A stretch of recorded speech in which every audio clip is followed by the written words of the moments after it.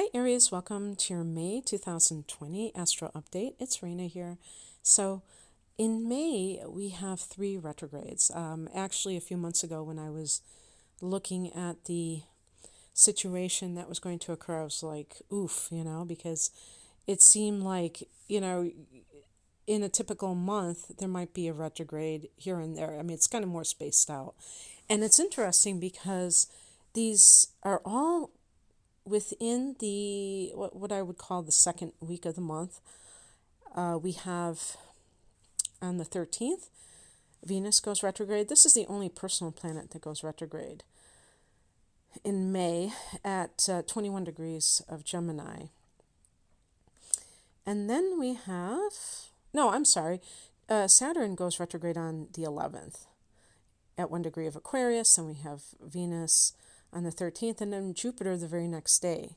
So it's kind of in that, second week where it really just is retrograde city.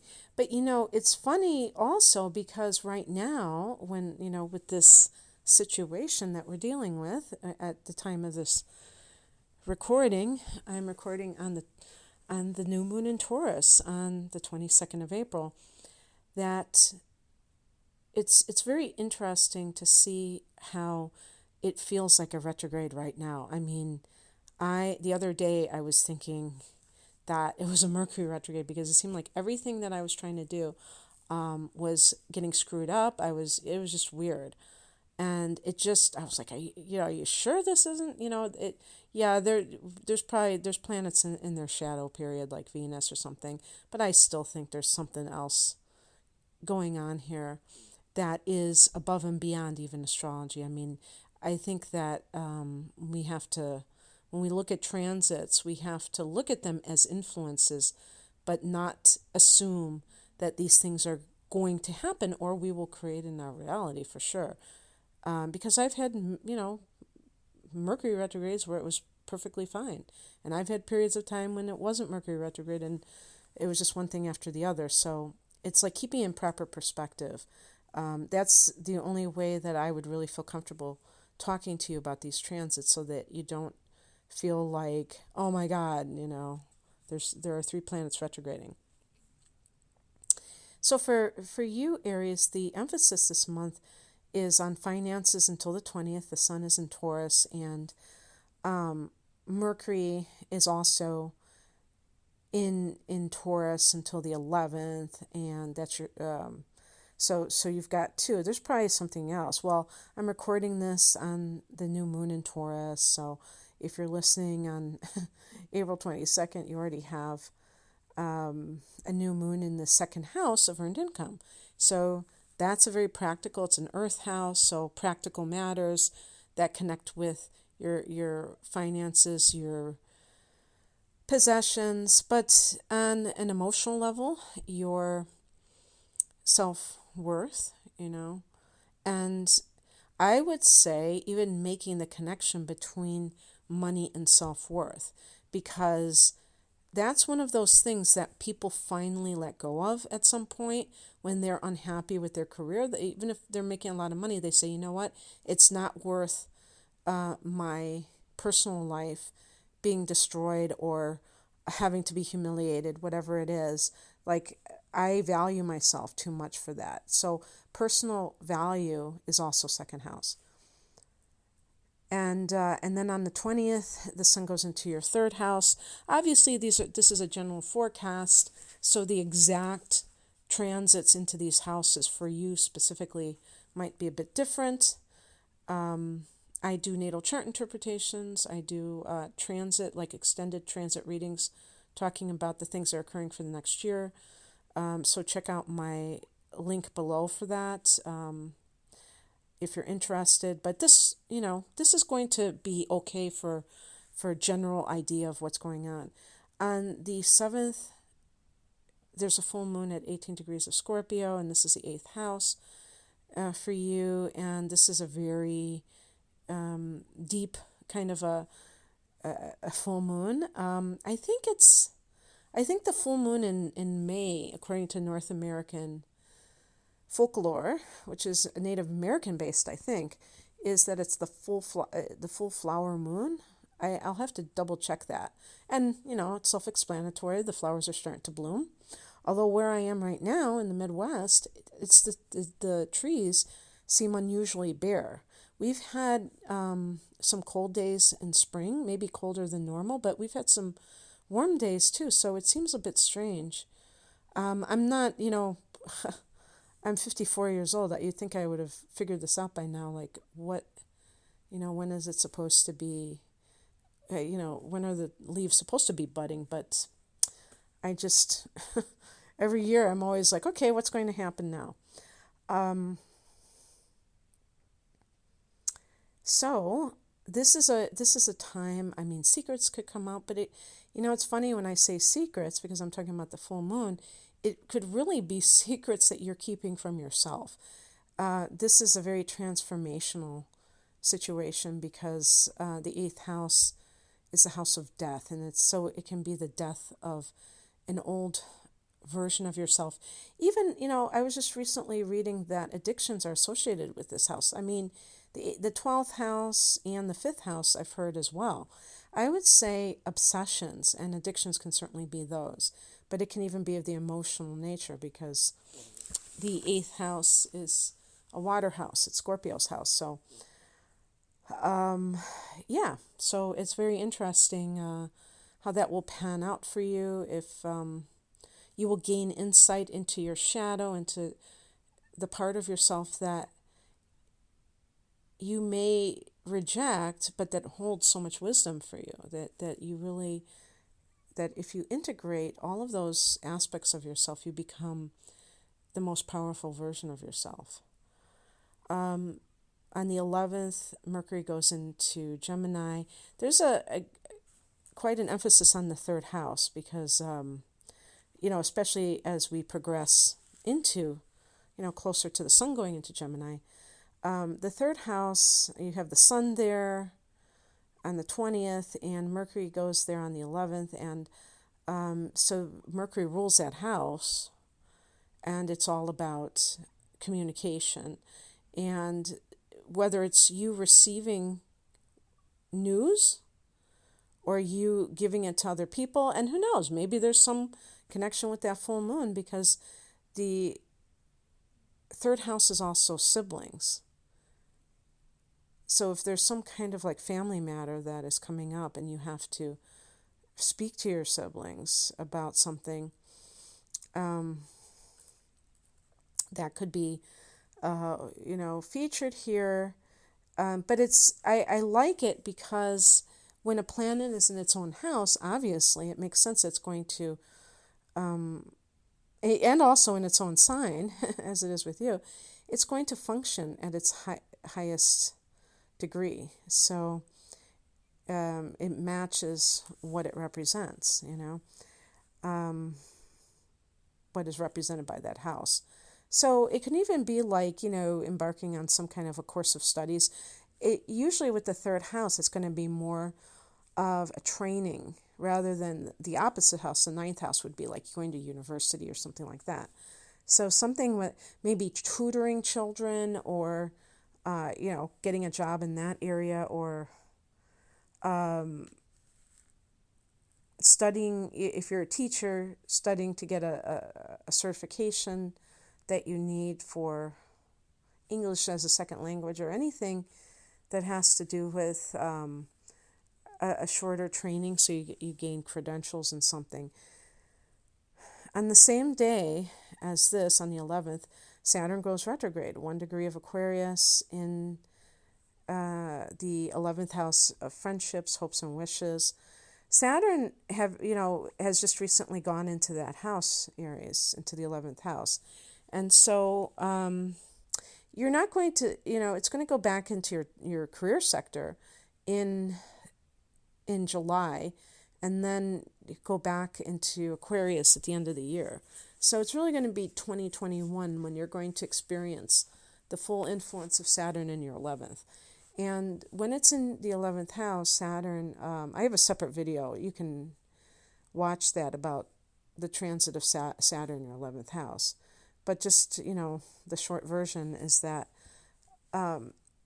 those things, this can be actually, I think it can be very interesting and joyful, because something that you have wanted, like a long-term goal that is not necessarily related to your career, you can, make it happen in a very practical sort of way. Not like just wishing for it, but actually taking the steps and making it happen, very methodically and consistently, and having it be one of those things that brings you happiness for a very long time.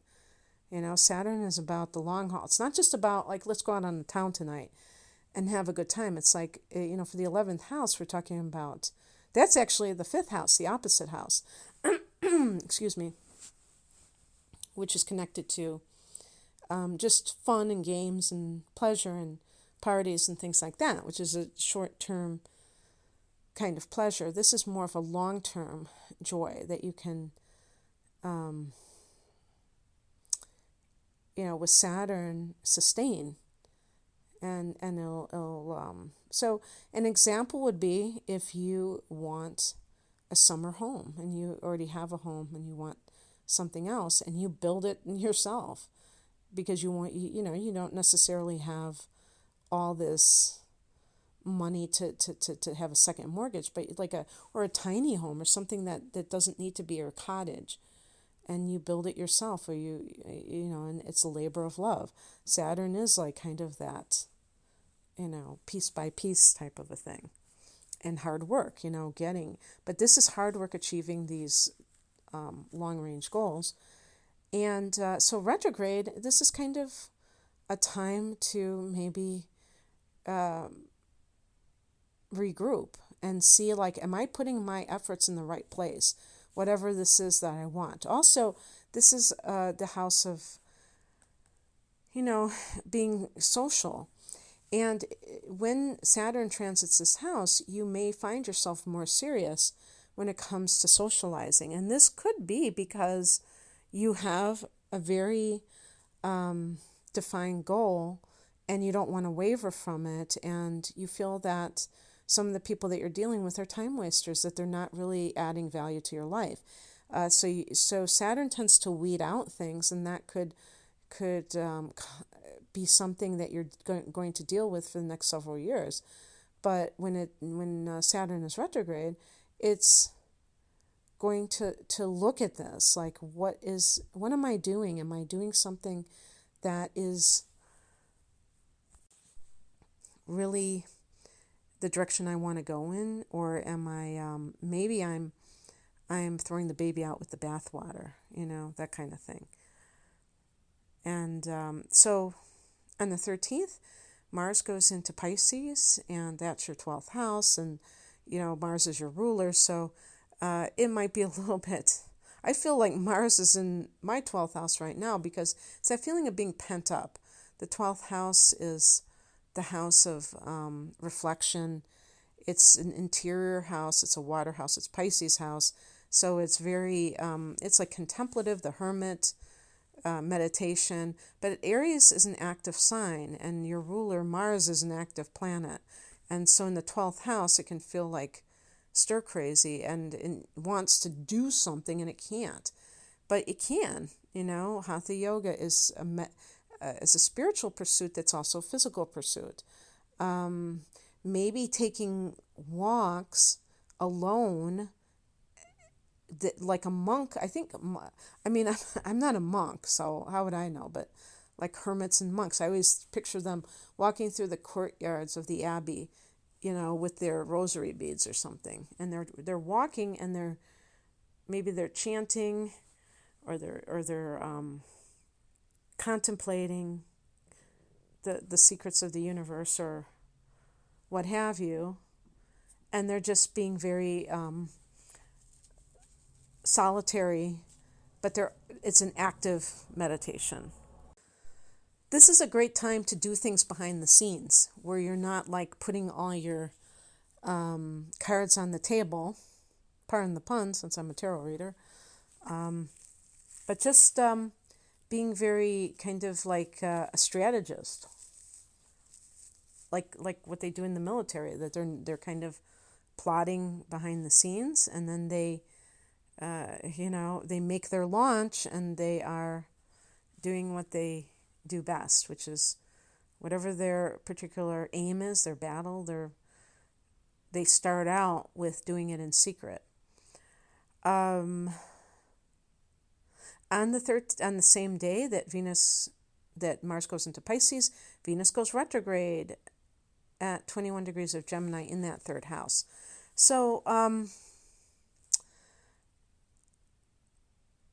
Venus is about love and beauty, and it can even be like money is connected to third house. And so if there is something going on, so I guess Venus has been in Gemini already at that point. So, in the month of May. So if that's the case, in the third house, you may be like having this situation where you're getting along with your siblings, and then something turns, and maybe even money is involved. So understand that the Venus retrograde is relatively short, and Venus will go direct on June 25th. So things will get sorted out. But one thing I will say, if there is anything related to money and siblings, that you can always be the bigger person. You don't have to kind of sink down in the mud with other people if they're fighting over money. Because actually, now that I think about it, talking about that full moon in the 8th house on the 7th, that could be related to an inheritance. Maybe you come to realize that there's this inheritance and you didn't know anything about it, that it was kept from you, or it just, it was finally brought to your awareness, brought to everybody's awareness. And then, the fun begins, talking to siblings, okay, who's going to get what, and then having it degenerate because of that. I'm not saying that it will. I'm just looking at it from Venus retrograding, maybe some kind of disharmony with siblings. But the other thing, too, is that, again, with values, the values we place, Venus can be about values. And with the third house, if you're in the media, if you're in some kind of thing, which I would associate with the third house, there may be like, what is too much, is this right, those kinds of things. And and questioning those, rethinking is what I meant to say. I don't think re-questioning is grammatically correct. On the 14th, we have Jupiter retrograde. So we have these two, what are called in Vedic astrology, benefic planets that are retrograding in May. And it's really, I don't know how this is going to shake out in terms of mundane astrology or world events. But it almost feels like Venus and Jupiter retrograde right now, and they're probably in their shadow periods at this point, so maybe we're feeling it. But even back in March, because it feels like the financial system is constricted, for sure. And so what I'm almost thinking, because I remember reading someplace that Jupiter retrograde can actually bring opportunities to a person in that house, and maybe money. Both of these planets are connected to money. So maybe the retrograde is actually going to be a great thing where all of us get money that we lost during the time when we were unable to make it. So it maybe that could have a wonderful impact upon the economies of the world, including United States, where we rebound economically. So I'm choosing to see this as a positive, because I think it has to be fairly interesting that both of these planets, these Jupiter and Venus, which are so connected to good luck, good fortune, are both retrograding in the month of May, when May is a month that is being looked at as things starting to open up again. And so this is going to affect your 10th house of career. So what opportunities were denied to you that, or you, for some reason, you couldn't take advantage of, Aries, that may come back, not to haunt you, but to bless you. Very interesting. Check it out. Anything in either of these areas, okay, so with Venus, we're talking about the third house, Jupiter the 10th, where it feels like something is kind of slowing down. Go with the flow. I mean, look at right now, we've had to go with this flow, and it hasn't been easy. It hasn't been easy to just be forced into inaction. I'm perfectly capable of inaction on my own, but if somebody tries to force me, then I become very antsy, because I'm rebellious, so I'm always doing the opposite. But this is, I think there could be something good with your career, actually. But if you notice that something does seem like it's not flowing as easily, just, understand that you have to look within yourself, Aries, to make sure that you're on the right path, that whatever it is that you're doing career-wise is aligning with your values, and because Jupiter can relate to your philosophy of life and ethics and all that good stuff. On the 22nd, we have a new moon at 2 degrees of Gemini in that third house. So even though Venus is retrograde there, something is happening that is pushing your life forward in some way. Maybe this is when you begin a new training, and perhaps you had to kind of really question, how does money play into this? Or perhaps you now have money. The Venus retrograde gave you money to be able to pay for a course that earlier was out of your reach financially. So we could even look at it in a good way in that sense. So anyway, Aries, I hope that this made some sense. I was kind of going off on a tangent there, but if you would like a private reading, the link is below. Take care. Bye.